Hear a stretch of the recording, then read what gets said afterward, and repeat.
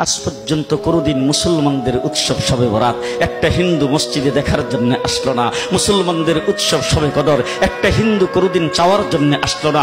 মুসলমানদের উৎসব রমজান মাসের রোজা একটা হিন্দু কোনোদিন তোমার সাথে সমাজ করার জন্য রাখলো না। একটা হিন্দু কোনোদিন তোমার ঈদের নামাজে আসলো না। একটা হিন্দু কোনোদিন তোমার সাথে জুমার নামাজে অংশগ্রহণ করলো না। তোমাকে দেখার জন্য পর্যন্ত আসলো না। তার কারণ হলো হিন্দুরা মনে করে এটা মুসলমানের উৎসব, আর তুমি মুসলমান হইয়া হিন্দুর দুর্গা পূজায় কিভাবে গেলা? তোমার কি হয়ে গেল? তোমার কি লজ্জা শরম তুমি ধুয়ে ফেলে দিয়েছো? তোমার কি কোনো লজ্জা শরম নাই?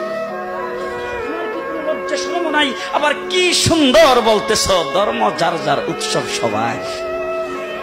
হাই হাই হাই, ও মুসলমান যুবকেরা ভালো করে শোনো, ধর্ম যার যার উৎসব সবার, তাইলে বিয়া যার যার বউ তো সবার। জি, বিয়ে যার যার বউ সবার, পুষ্কুনি যার যার মাস সবার, গাছ যার যার ফল সবার, ক্ষেত যার যার ফসল সবার, দোকান যার যার মাল সবার।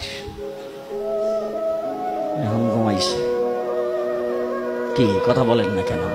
তাহলে আমার দোকানের মাল যদি আমার হয়, আমার ক্ষেতের ফসল যদি আমার হয়, আমার গাছের ফল যদি আমার হয়, আমার গাছের নারিকেল যদি আমার হয়, আমি বিয়ে করলে বউ যদি আমার হয়, মুসলমান আমার পুষ্কুনির মাস যদি আমার হয়, তাইলে ধর্ম যার উৎসব তার।